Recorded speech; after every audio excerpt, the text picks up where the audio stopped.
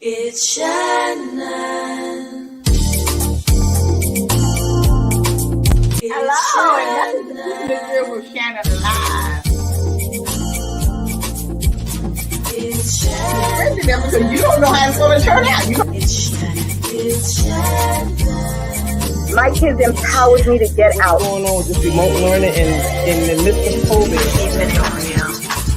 Working for different elected officials, learning and understanding how to put your community first.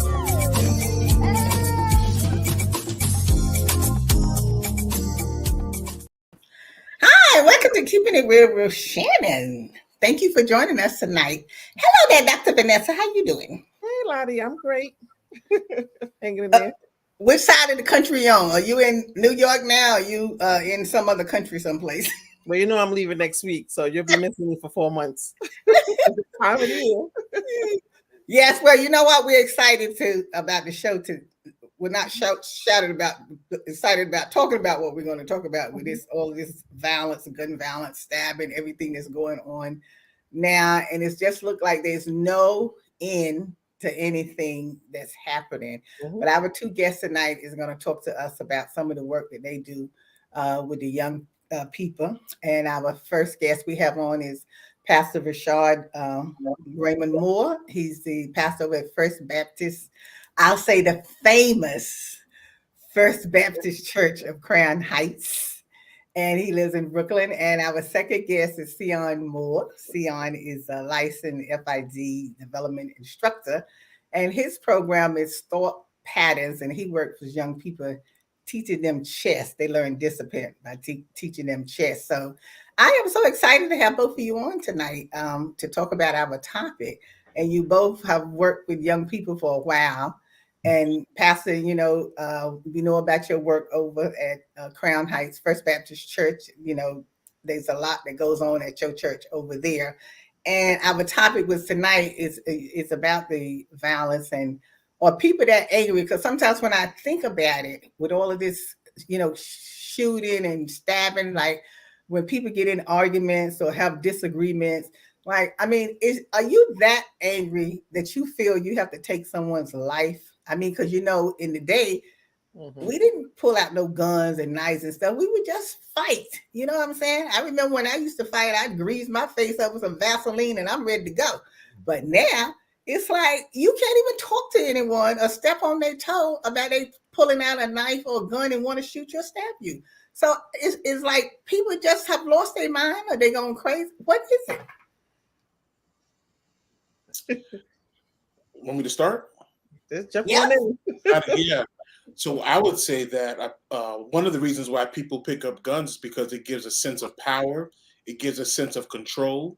And so if you're in a world where you feel like you don't control anything else in life, you think by carrying that gun, it gives you some sense of power. Another thing I'm thinking with gun violence amongst young people is I think that some of that gun violence gives them a sense of purpose. That I may not have anything else going for me. I may not play an instrument. I may not be in school right now. I may not have a purpose or a talent or some kind of trade or skill.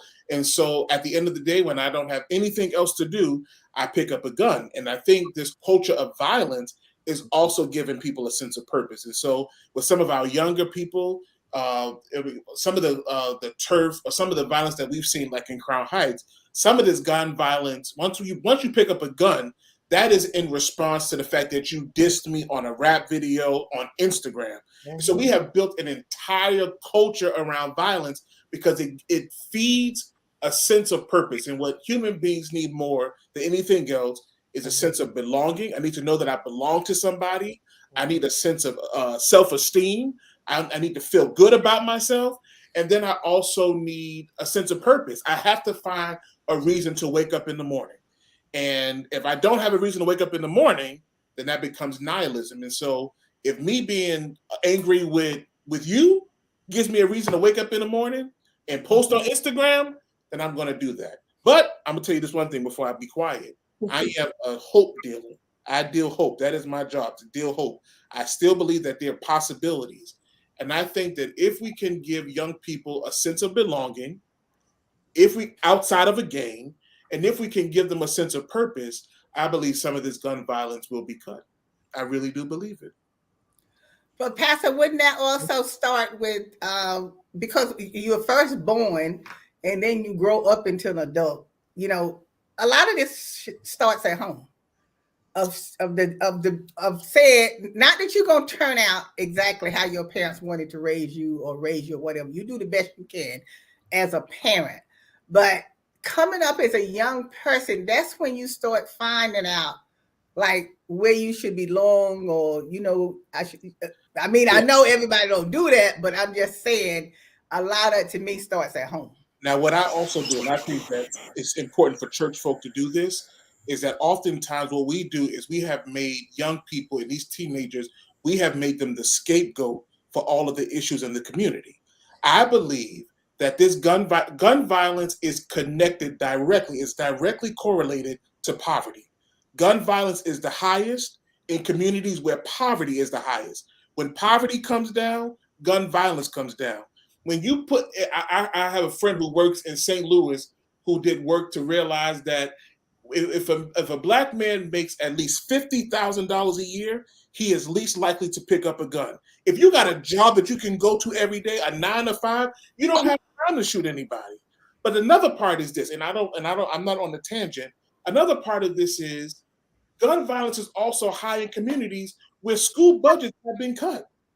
Mm-hmm. I mean, and some of the things that we thought didn't make a difference made a big difference. After school programs made a big difference. But when you cut a school budget and students don't have extracurricular activities, they don't have basketball teams, they don't have the band, they have nothing to do after school. And most of these crimes happen when? After school. So, And so let's not just talk about the teenagers, let's also talk about the poverty. Poverty that snatches away opportunities to find your purpose. To echo on what the pastor just said, 100% agree with him. If the kids don't have anything to hold on to, or not even kids, anyone, we're talking about gun violence, this is something that affects everyone of all ages. And if they don't have anything to hold on to, it's easier for them to make these decisions to let it all go. I see it in teaching chess all the time. A student might feel like, I have no chance to win. You know exactly what they do. All they care about is taking other pieces. They start sacrificing. They start giving up. It's almost 8 different ways they can draw the game. You know, they don't even think of that option anymore because it was almost like, I can't win. I don't care. So imagine that same response in a life situation with somebody. Then you could start understanding, Shannon, as 4 people who are saying, how can somebody think like that? We're not playing. We're playing with all our pieces on the board. They feel like they don't have any pieces left. So now they're making decisions from that perspective. So from our perspective of all these pieces, and we might have even extra more on the side, we have to find ways to make them feel like they have pieces on the board. They have an opportunity to be heard, felt, and belong, like the Reverend said, without it being something so sensationalized as gun violence, or as a fight, or as a video, or a song, you know. And the desensitizing of violence, period, in gaming, and that's why I stick to chess as a core, because chess is a game where I have to tell my kids, you capture pieces. They was like, oh, I killed this piece, I killed that piece. No, you capture pieces. We don't kill pieces in chess, okay? And that showed me to the level that the idea of winning in a game was killing. Like, it wasn't even about how many points, like that, how we grew up. It was always about points. And I'm teaching the kids, this piece is worth this point. And it was about, oh, I killed this many pieces. They didn't even care the value of the pieces that they killed. It was about how many they killed. But I understand both points coming from what you said, and I have seen that with my own eyes and everything. But it's also not just people that's in poverty, because you got young people killing each other that come from good homes. They ain't starving for nothing. They ain't missing nothing. I don't know what happens to them when they get out there, or what goes through their mind. Maybe it's just getting up with the wrong kids or whatever, because other people have come from poverty or whatever, but they're not killing anybody. but I think some of the things that's added to that, when we think about the things that are in the marginalized, disproportionate communities, and these are the particular Black and Brown communities, when we have structures and structural racism and things that are embedded in these communities that brings unlimited resources. And this is what happens. You could come from a well-to-do family, but then what happens when that child gets out the house, when they're around certain kids that don't have as much, that may not have a two-parent household, they start beginning, they start acclimating themselves to different type of behaviors and cultures of which we talk about. So there's a lot of things that stem in the root, the root, the stemming from these communities where there's limited resources, lack of resources thereof, lack of accessibility to resources. Like we said, there's no more after school programs. There's not much um, summer job, youth job. It's limited resources out there. And just listen, overall, and we even just to think further than that, look at the things that happen in other communities not looking like these marginalized portion of the community, and look how fast it first becomes, it's considered called a crisis. Look how much resources gets added to those communities, and look how now they tackle those particular things that happen in those communities. It's a whole big thing when we talk about racism, structural things that's already embedded in the fabric of this country. Yes, you are absolutely right. And I'm gonna go back to what I've always said. And every time we have this argument, I'm gonna go right back to what I said before. Yes, these things are missing in our community. But when we go to the people in the community to try to get them to come out to fight for their community, get the resources in their community, when we have the meeting, empty seats are all over the auditorium. Yes, Because they don't come out and fight for the after school program. Yeah, but And, these I'm not people- making this up because I work for the Board of Ed. So I know what's going on there and how you get these programs and stuff like that. And when we would try to get the program and stuff in the schools and stuff like that, you couldn't get the parents to come out to the meeting. a lot of these parents and people are so complacent. They so conditioned to live in generational debt. This is a normalcy for them. This is normal for them. Okay, so how do we? Okay, then. So what I'm saying is, then what do we do? What some specific stuff that we can do? Because people hear us talking and we saying what it is, what the problem is. What can we tell people that you need to be doing to help your children and the children in the community, or get stuff in your community and resources that you need? So 3 things. The first thing I want to say is that I think we have a way of looking at history through rose-colored glasses. Mm-hmm. There may be a slight increase in violence now, but this is not the first time that violence has been run amok in places like New York. Mm-hmm. Okay, Pastor, hold that thought. Don't forget what you were getting ready to say. We're going to take a quick break and we're going to come back. All right. It's Shannon.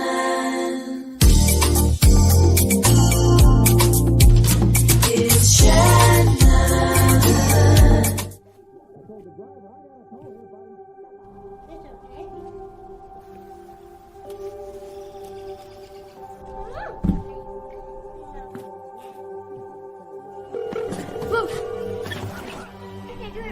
Where's your emergency? Everyone's on their way. What happened?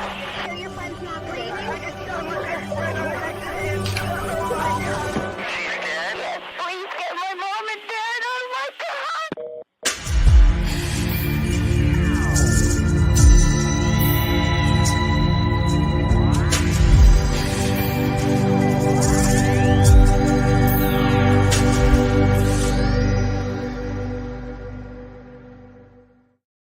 Hi, if you're just joining us, we're talking to Pastor Moore from Crown Heights, First Baptist Church of Crown Heights, and Mr. Seaon Moore from Thought Patterns. Pastor, sorry to interrupt you before we was getting ready to go to break. No. You were asking a great question about, I hear your I don't call it pessimism, but I hear your concern about, it seems like we're like, going in circles.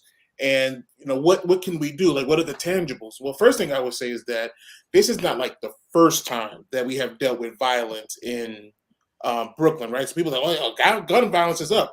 I remember when I was younger and they weren't shooting, but I remember when people would walk down the street and just get slashed in the face. I don't know if people remember that back in the 90s. You just had a whole long line on the side of their face because they were just getting slapped. So we've always had like pockets of violence. The second thing is to abandon assumptions, right? You say like when the parents don't show up.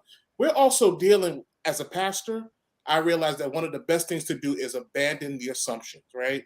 You assume things, you make an ass out of you and me, right? Excuse my language. But you're dealing with, you ask why parents don't show up. One, you're dealing with the younger generation of parents who may not know how, change happens. Mhm. But also, as Dr. Said, we are also dealing with people who have lost hope. Hopelessness is real. And so you've got to do even more work every week and every day of trying to inspire that hope. And the best way to inspire that hope is by celebrating the work that's already on the ground. So it may look like the whole community doesn't care, but there are people on the ground. There are former gang members who are on the ground who are actually quelling some of the beef between some of these teenagers. And my last point, because I don't want to talk too much, it Now takes a talk. special person. It takes a special person to come down and to talk to teenagers as opposed to talk at them or talk about them. So when I was at that dinner today, I'm 32. Most of the brothers at the table were like 17, 18. And in that moment, I realized they live a world that's totally different from me. With my degrees and all of that, and my position, all of that, they live in a world that's totally different from me. And so as a pastor, I'm trying to work to make sure that we can bridge the gap. Because sometimes it's easier to join a gang than it is to join a church. Mhm. Hurt. Mhm.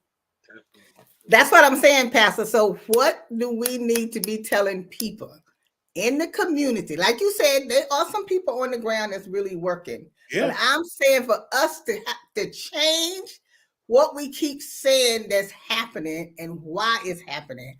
What do we really need to be doing? Now, one thing I know, like you said, that you went to the meeting and you met with the two gang people and you talked to them and, try to convince them that there is another world out there and we need to come together. I know we need to be doing more talking, but how do we do this? How do we do this so we're not just going around in circles, and continuously doing this?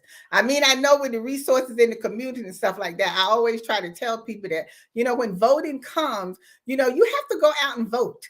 So this way you can you have more opportunity to fight and to get stuff in your community and stuff. They don't realize how important voting is because you can get more stuff in your community and stuff like that. Because politicians look at who votes for them. That's how that works and everything. And they don't seem to understand that that's how that works. Well, how would Because they understand that? Who's explaining that to them? What programs or what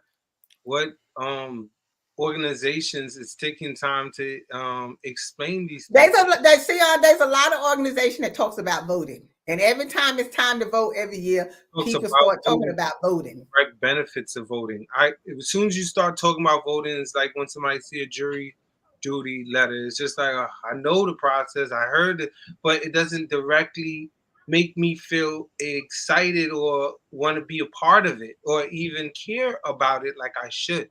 So maybe more emphasis should be put on the building of true understanding. How does change really happen? To explain to a parent that you have more power than I do in your school system to write a letter and where that letter, who to write it to, and how to follow up on it and what to expect. Exposure, in some sense, is what we ultimately need. We need examples too. And without the examples of this working, it's hard to motivate people to really change. And especially like Pastor said, we have a lot of people who feel hopeless, and there's a lot of reasons why they feel. It's not that people don't be talking to people. Seaon, I'm not even going to talk about other people. I can only speak for myself and the experience that I have seen. I'm telling you what I see with my eyes and my mouth. You talk to them, you explain to them what it is, why is it important? Just like when I used to talk to the parents, like, this is the reason it's important, because you're fighting for your child. And you are talking and talking until you didn't turn another shade color or whatever. But like Pastor says, we can't give up hope. We got to keep talking. So being that I'm the type of person, I'm going to keep talking regardless, because I talk anyway, as you see that. I'm going to keep talking. I'm just saying, sometimes when you think about it, it's like, what do we just keep? How many times do you have to tell somebody? And particularly if you explain in the voting process to somebody, they know what it is, but then they'll sit there and turn around and say, well, it doesn't matter because they're not going to do anything anyway. I think it's about organizing. I mean, Yeah. you can't, and the thing is, we think, think about it. And I'll say this: the meeting that I went to tonight with the two groups was actually organized by my council member, Crystal Hudson. So if the pastors are not doing the work of bringing gangs together, if, it's people like Crystal Hudson who's showing us a different kind of political engagement. Other part is, we've got to organize as a community. I think that's what organizing is about, the church, the unions, all of that. Because what happens is we think that the burden of social change is on the elected official. And while I might work with an elected official, once they out of office or they don't get reelected, they out. No. It's Right? on the community. And so the community need to hold these politicians accountable. There's no accountability. They come in. Now, people say accountability, and I got that point. Other part that, you said, what can we do?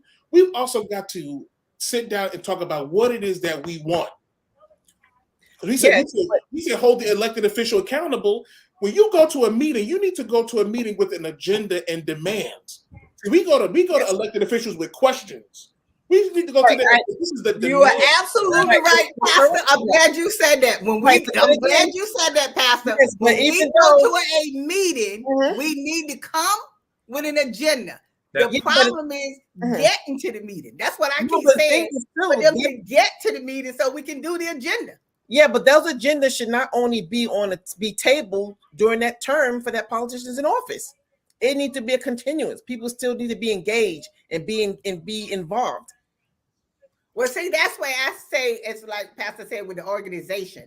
It's the organizations in the community. It's the churches in the community. It's any people that has some kind of authority in the community to come together, like he said, and organize. And that way, where the politicians, we got to hold them accountable because we definitely need to hold them accountable. But even when they're out of office, we can still go after the new person who comes to take their place. Because we already put an agenda together. We got to hold them accountable. But some of our, I don't want to go there. I'm in Crown Heights. We want to hold them accountable when other communities go with demands. This is what we want. And it's not accountability. We hold you accountable once we have made the demands. But it takes time for us to come together and think about what it is that you really want. So ultimately, we're talking about building a community structure that's lasting. Right? Yes. And that's not new. Yes. All right. Yes. And that's something we've been talking about also for years and trying for years. So what new tactics would I suggest that we try? With that community, it has to be, the policing has to be readjusted. In my eyes, we're dealing with kids, dealing with on the ground. I have a 25-year-old brother who's at the cusp of his life of picking a lot of big decisions. How he gonna choose to be a man? What kind of man? And I believe policing does play a big part in it. It's a negative connotation overall, and it's ultimately there's something that's in place to be a safety mechanism. Imagine living a life where you never even think of that as an option. You understand? And that kind of disconnect leads to people wanting to resolve problems on their own and resolve problems the way that they're not even thinking about the law because they don't even call the law. And so that kind of, when I say a lasting community, it pulls into everything everybody was saying, that we need to ultimately have the older people or the people who are the go-getters and the people that's shaking in the community stick together, create a community where they are a unit, they are a gang. It should be something that they're a gang. I should feel more comfortable going to my local pastor and say, hey, I just had, why should I have to meet Reverend Moore, even though we have the same last name, no relation? Why would I have to meet him on your show to make any kind of real connection with a pastor? It should be something that is almost automatic. Hey, you're a young man, got a business that's geared around my community. I want to talk to you. I want to see you. I want, and that's not there. We need to put more inference on that then. And then maybe we have the parents who see the pastor that they know and the young chess coach that they know talking all the time, always together, doing things together. Now the coming out is 2 levels of coming out now, right? We got two. But that would be at community meetings. That would be at community meetings. But now they got that you two would people be, that's going to support them when they go to that community. well, yeah, But yeah. how do we That's get what I'm them to saying. the meetings? How do we go to Bring where the people agenda. congregate to bring them to the table? I didn't. I'm sorry, Miss Where Vanessa. do we go to? Where do we go to? Where do we go with? Where do people congregate for we can bring them to the table? But what the beauty of us all coming together is all those different platforms going to come. The Reverend probably have a strong social media platform with his strong community outreach programs. I might have a strong in the school platform, or not platform, but you get what I'm saying, influence that I can bring that together now. And is the mixing of these different worlds that we were ultimately talking about as But well. Seaon, the way that would work is just like you said, and just like Pastor said, just like he said about the councilman brought this meeting together with the game. That would be the same thing is the people in the community, the politicians, the pastors, people like your organization, like you said, we would have a meeting, an ongoing meeting, not just once a year or twice a year or something like that. Ongoing where you are talking to each other, bringing people together, and maybe talking to the people in that way, maybe would give them some kind of hope and know that things can change if we come together. Look, we run out of time, but I need y'all to stay around about 5 or 10 minutes because I have to finish my last questions to the pastor and you. So we're going to wrap up this part of the show, and then we're going to come back with the after show. So we want to thank everybody for joining us tonight for this part of the show. And if you want to see the after show, you can always go to our Facebook page and YouTube page, and you can watch us from there. So we want to thank you for joining us tonight. Thank you, Seaon, and thank you, Pastor. And as always, we'll see y'all next time. Today's show is sponsored by Abu's Bakery. If you have a sweet tooth, stop by Abu's Bakery for some delicious cakes and pies. Do you like beautiful pictures for your home or your office? Then stop by Stage Art Gallery. They have a large selection of pictures from around the world. It's Shannon. It's Shannon. It's Shannon. It's Shannon. It's Shannon. Keeping it real.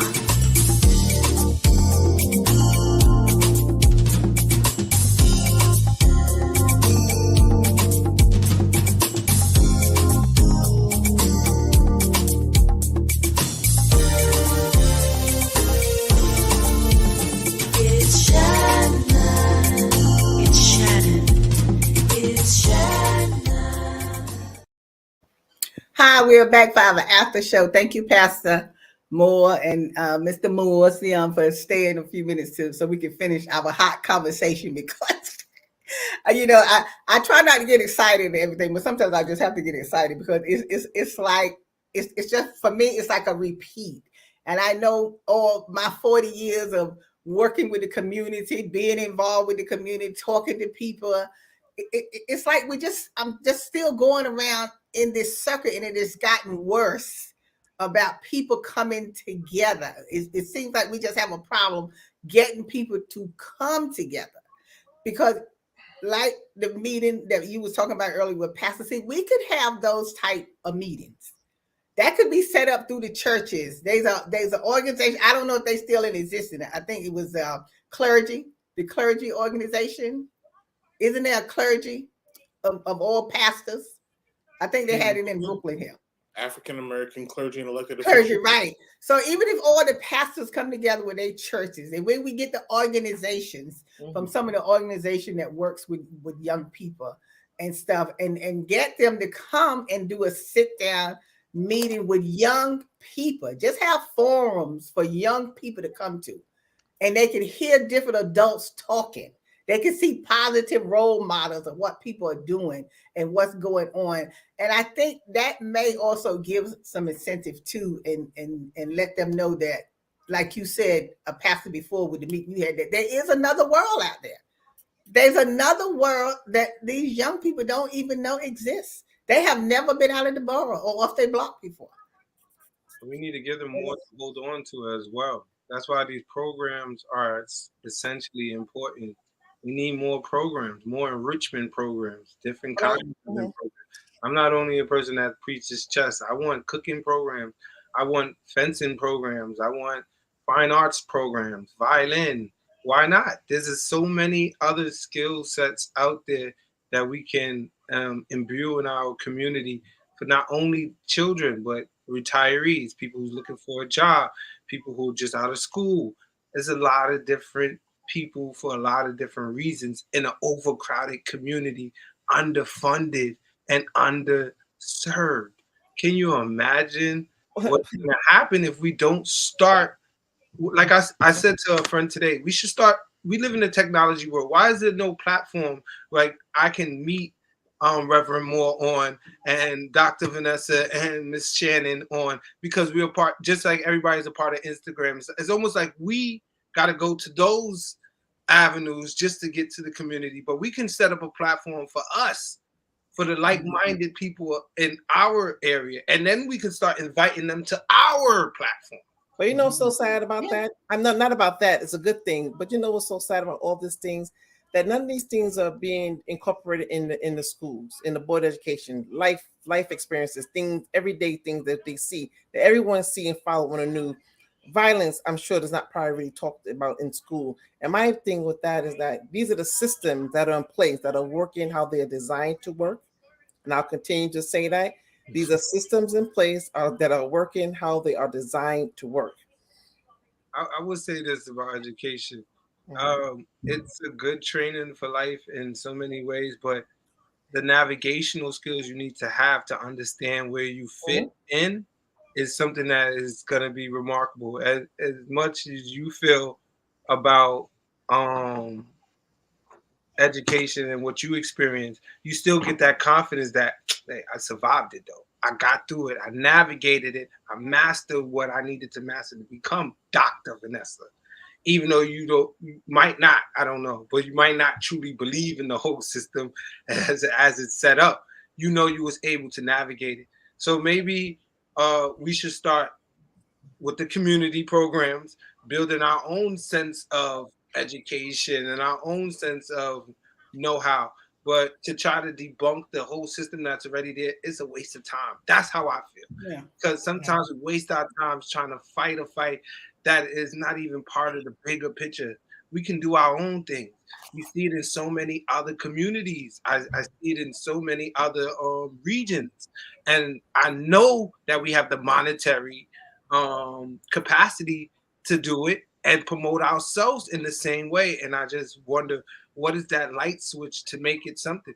Maybe it is also leaning on these popular entertainers and people who have the influence, not only to influence, but to say, hey, we are the direct people who pushed you there.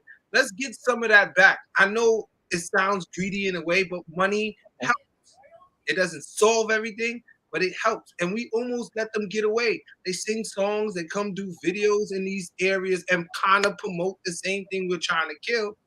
But even when they give back, they don't even promote it. I want to know. I want to know where I can go and get Jay-Z, get my kid into a camp that Jay-Z is promoting. I almost hear about it afterwards. You know, we need to. It's research. You know, we don't.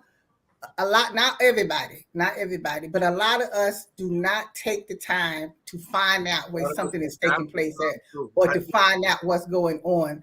You know, sometimes you have to dig for stuff. You have to look up the stuff yourself. Sometimes you just can't wait for everybody, you know, like to come and tell you what you need to be doing. And that's another lacking, is because we won't go and do the research of what we need to do. Because just like you was talking about programs and stuff, there's money out there to do programs. I mean, Dr. Best and them do grant writing and all that kind of stuff, you know, to get programs and stuff. That's the things that we're going to have to start looking out for the kids ourselves. But Pastor, I want to know from you, what was the change or morale when the meeting had finished? Well, I had to leave early because I had to be on the talk show with you all. But it was the beginning of a conversation. And so four things I want to say. First one is, You said, well, we should get all these clergy together to have a large gathering meeting. One thing about teenagers that's very difficult is that they can see through BS. And so I think sometimes pastors, think that I'm going to show up with a clergy collar and a cross tucked in my shirt and I'm going to save the community. That's not going to work, right? So I think two things. One is you start local and you start small. I think that what saves people, I'm a pastor now, is relationships. That if I have a mentor who believes in me, if I got Brother Seaon who believes in me, who's checking on me, then I'm least likely to want to disappoint him. And so you can have these large gatherings and these conferences about curbing gun violence, but at the end of the day, if I don't have like this relationship with somebody who's going to hold me accountable, who's going to give me that sense of self-esteem, it's not going to make a difference. The second one is don't despise small beginnings. Like, and the thing about these gatherings, and I like that idea, is I'm talking about Crystal Hudson again. Crystal Hudson started bringing these groups together. And like Brother Seaon said, without these meetings, we don't know what is actually happening on the ground. So we say it's not happening in the community. We don't know what people are doing on the ground. And so instead of me, and this is what Black folk got to learn how to do, is instead of me trying to start a whole nother organization, why can't I humble myself and support the work that you are already doing on the ground? Now, I know that as me, who I'm standing here and I'm the pastor, I may not be the right person to walk up and be like, and to interrupt, gang violence. But I might have to stand in the shadows of somebody who's been in a gang, who's been incarcerated, who can talk more street than I can talk. But I got to let my ego go. There's no need for them to know who I am when I can support the work of another organization. So that's what I'm going to say right there. Well, wouldn't that be the same as what we were saying earlier, what Seaon was saying earlier about we start local and work in setting up something for the people in the community, because it's, even though when you come in, just like you said about talking to someone else, like I know this other guy that's in Harlem. I'm trying to think of his name right now. He was in prison. He came out and he worked with young people, doing prevention with them, and trying to help them get jobs and things like that. We had him on the show. His name is escaping me right now. But even with people like him to partner with his organization, this is what I'm saying, partner with people who already has been working with the young people who are doing these different things and stuff like that. What I'm saying is it don't have to be no whole a big congregation of a farmer. I'm tired of going to clergy breakfasts and eating eggs. No, I'm not talking about going to the clergy breakfast. I'm not talking about going to the breakfast. I didn't say a breakfast. I said just like you went to the meeting today and they was bringing the people who causing trouble. They bring them together in the same room. Now the people we are talking about is not necessarily gang members, but we were talking about young people who don't have hope and they think that they can't do anything for themselves, or they think they're not worthy. Even if you were talking to 20 people, it don't take a whole bunch of people, because them 20, once they get it, then they can be talking to another 20. So it's going to take everybody to learn. But sometimes, Lana, you have organizations that are working in silos, right? And that's when you have things and resources and grants that come in when they work in silos instead of communities that have these same problems. They can band together and apply for these grants, create a curriculum, reach out to the youth, because one community is not that different, is not that far from another, and this is how we see the crime just transition throughout the city. But a lot of individual organizations, they work in silos. You can have something in one community and in the community next door could be doing the same work. Nobody knows what the other one's doing. I got just one more point that I got to get in. Other part is we talked about talking. I think the most important lesson I took away from the meeting tonight was having a conversation, because these are young brothers who I would have never talked to in the street. We just live in two totally different worlds. But as I was looking at them, Sister Shannon, I kept saying, they're babies. They 17. When the brother was like, can I get a plate to go? I was like, this kid is so young. He the head of the group, and he's so busy trying to get a plate to go. And when I introduced myself, he said, "I want to come to church," and I'm like, "Wow!" Like, and so a part of what I want to tell, I try to tell people all the time is, we have allowed the media to color the way we see our brothers and sisters, because you think they're gangbangers, and we don't even get the chance to see. He's 17 years old. He think he grown. He think he a grown man. He didn't realize he's only 7. He can't even drink alcohol, right? He's only 17. And so I've had to push myself to be like, I can't be afraid of him. Exactly. And what you also got to do with young people is 2 things. One is we try to build all of these programs for them without even thinking about what is it that they want to do. Another thing, you got to give them time to talk. And you also got to you have to be okay with the fact that their way of communicating is totally different. So we're at the table. I mean, we're supposed to be at dinner, everybody on their phone, right? But you also realize that for some of them, sitting at a table eating is new. I could tell it was totally new for them. And the only way they know how to communicate is through their phones. And then their phones also serve as a way to hide, because then I can prevent myself from. We lived through a pandemic. Some people had to get used to talking to people in person again. And that's the thing right there, is that, and I feel like you said, I don't think we should be scared of our young people. But see, a lot of the people are afraid of the young people, and they're too afraid to say something to them, because when you see them saying things or talking the way they're not supposed to be talking, and we're afraid to say anything to them, because I know when I say something to young people, when I hear them calling the girlfriends bitches and whores, and they talking, and I'll say, well, who are you talking about? They be on the street. I pass them on the street, and they talking on the corner, and you hear them saying stuff. And I said to a group one day, there was about 4 of them, and I was like, I said, I could hear y'all's conversation. Who you talking about? Who you calling a hoe and a bitch? Like that. They was like, oh, miss, that's just the way we talk. We was talking about, our women and stuff. So I said, well, hold up.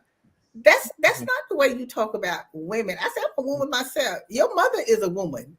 Your aunt's a woman. So are you calling your mother a hoe and a bitch or whatever? This is not how we talk. You don't supposed to talk like that. You a nice looking young man. You handsome. Why are you out here talking this way about women and stuff like that? I got this one more example, then I'm done. I was at another meeting the other day. It was an all-male meeting. It was an all-male Bible study. And there were some young guys there in the middle of the Bible study. This guy just literally fell asleep. And they were so totally disengaged. And in my mind, I'm saying, like, they so rude, so disrespectful, so they young. And I was amazed how the conversation shifted when the person who was leading the Bible study, instead of talking to them or talking at them, he started asking them questions, right? It was about absent fathers, right? And it was the question was, so how do you feel about your, do you have a relationship with your father? And what I realized, 2 things. One is, especially Black men, we are slow to speak. We internalize a whole lot of stuff, right? Yes. It takes us a long time to warm up. And a lot of us, we're not even used to being asked questions. And so we totally tuned out.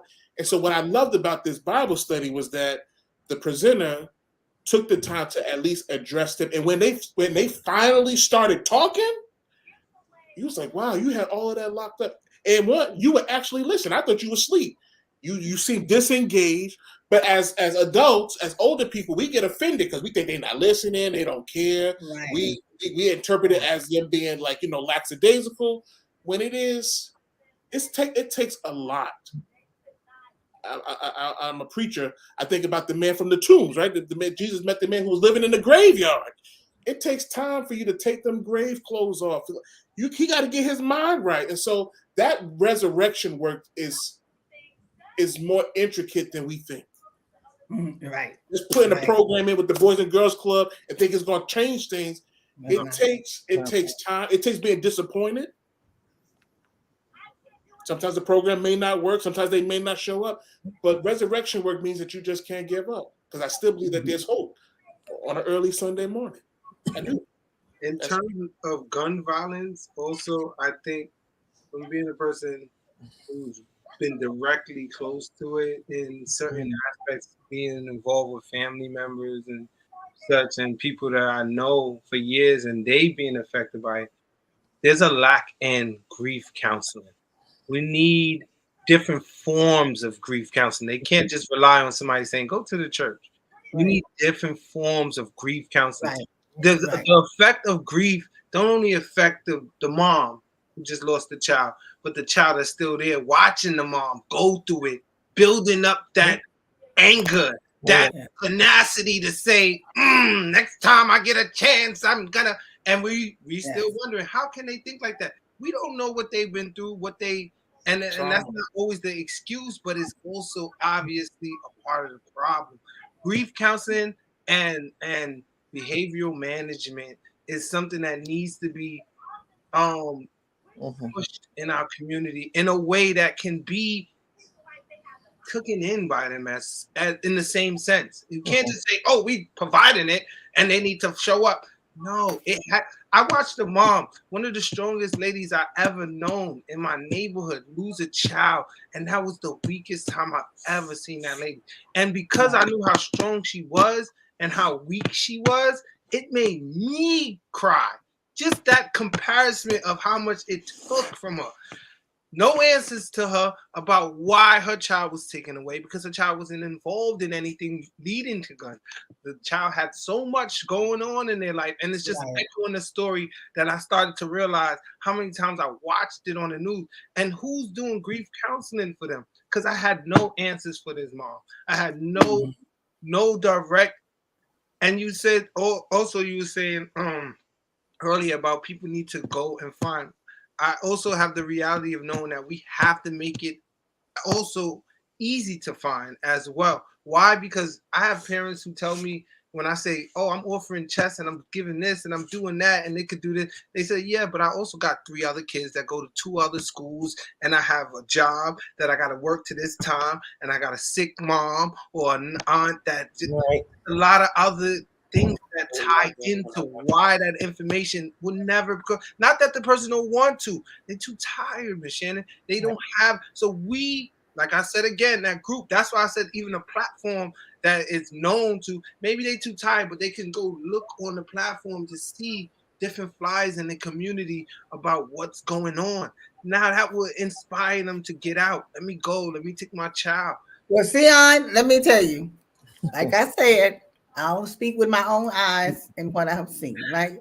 What I'm saying is, what you are saying is absolutely right. I always have said to people, not just people with children, family, is that we have to go back to the village.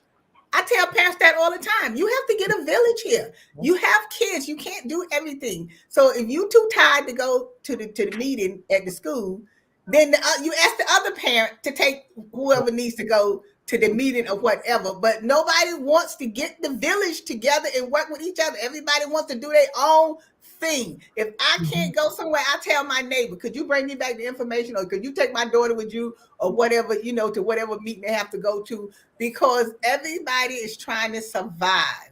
That's why we need the village to come together. So even the village people, if I speak to my neighbor's children and if I see them out in the street doing something they don't have anything to do and I speak to them and discipline them, they turn around and get angry with me talking about why am I saying something to their child?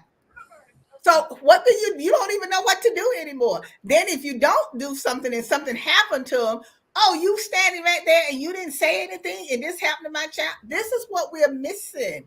We should be able to discipline your children if we're trying to help save them as well. So it all ties, it for I'm concerned, it all ties in together because we need to learn how to help each other get through what we have to get through. Because we can't be everywhere no 24/7. We can't. But creating these common spaces will allow people to be able to meet, greet, and conform to each other easier. I Mhm. grew up in an era where um, race and culture wasn't. I felt it wasn't that big because I had parents. I would get dropped at my neighbor house who's Spanish, and we didn't have these I would say tumultuous relationships based on these situations, and people were even able to conform easier. But then again, we did live in a community where people spent more time at the corner store. People had more time and at the community centers and at picking up their kids from the daycare centers and the stuff that we used to have. And they can conform more and talk now. Meeting a parent at a bus stop real quick while it's cold is going to be hard to build those things, especially when the bus stop is not being ran in a way that supports the parents correctly, right? They late, they're not coming on time, they having issues on the bus. I don't got time to talk to you, my kid. You know, we need the community to be a place where they can feel safe and have a sense of control. It's gonna go back to control, especially in these kind of communities we're talking Yes. about, where people feel You're no absolutely control right. and feel overworked with no control. Right. Well, look, we're not gonna save everybody tonight. I don't know what's gonna happen. Keep in mind what Pastor said. We're gonna keep hope alive. We're gonna do You that. got to keep hope alive. We're gonna try, not try. We're gonna stop being afraid of our young people and talk to them more. Whether it's in a forum, whether it's separately, whether it's one-on-one or what. And I think we just have to let them know that they can do something if they put the effort to do it. Because they have to learn how to motivate themselves. Right. You know, because when people are motivated, you don't have to go through all of that with someone that's motivated. So someone that's not motivated, it's hard to even talk to them to get them motivated because it's just like they don't want to do anything, but we still have to keep talking to them. We have to try to build their self-esteem. And just like with the gangs that we was talking about, because I was telling you earlier, you know, my first guest, when I first started my show, I interviewed King Tone, the big time gang leader of the Latin Kings. And when I went to his meeting and I saw all those 400 and some young people there, and, you know, it just shocked me. I nearly passed out when I walked in because I couldn't believe that there was this many young people out there involved in gangs. So then when I talked to a few of the young girls that was there, because the girls was there also, and like, you know, asking them, why would you want to be a part of this? You know, why are you here instead of home? You know, and it was like, well, you know, they look out for me. You know, they my family now. You know, this is what you saying. Like, you don't have a family, you have a family. But it was just that, I don't know. It was just strange and really a bad feeling, you know, to talk to the young people and to see that that's what they was thinking, that this is all okay, what they are doing and everything, you know. But I don't, you know, I don't know. Like Pastor said, I guess we just keep going, we keep talking, we keep trying, and we just try to convince people. Not that some of the people are older. We need to convince them as well. We got to talk to them as well, because some of the older people are just as bad as the young people when it comes to doing something. So and I just want to say this. Listen, you know, the civil rights movement. I wasn't there, but it was a small minority. There were a lot of people who did not support the civil rights movement. There were a lot of churches that would not invite King and Mahalia Jackson. And 50 years later, everybody was at the March on Washington, right? So I think, you know, and so for those of us who are in this work, sometimes you just start with those 4 parents that show up. Y'all get a small win, and then other parents come along. But don't get discouraged by the 4. You know, church folk, you know, 4 people show up, you want to cancel the whole thing. You got to work with those 4 people. No, that's what we did. That's what we did, Pastor. Whoever showed up, that's who we talked to. We had a workshop. If it was only 2 parents there, the speaker spoke to those 2 parents. We did not say the meeting was over with or whatever. You know, because sometimes we get discouraged by who's not in the room, that we don't even think about the people who are. That's in there. Yeah. I always look at who's there. You have no idea how many lives you have touched. Absolutely. How about we all also ask young people their idea on what can be done? Maybe we will start to come to a consensus between the 4 of us alone of, hey, they all said this same thing right here. And that might be something that we can use as a springboard to a new idea or a new way to live. They have to be a part. Well, you know what, Seaon, when you have something, you can let us know. When Pastor has something over at his church, definitely, and that could he can let us know, because in this way we tell other people that we know that's in our circle, you know, and if something is going on, even like with feeding or anything that's going on in the church or your organization or whatever, we can just let other people know because it starts from there. Like we go to help other people with their organizations when they are doing something like that. So that way we're helping each other. Because I mean, Church I is open really every week. Y'all appreciate can you come. coming on. What you say, Pastor? The church is open every week. Y'all can come. That's a part of the village, right? That's the gathering. I know. That's what I'm saying.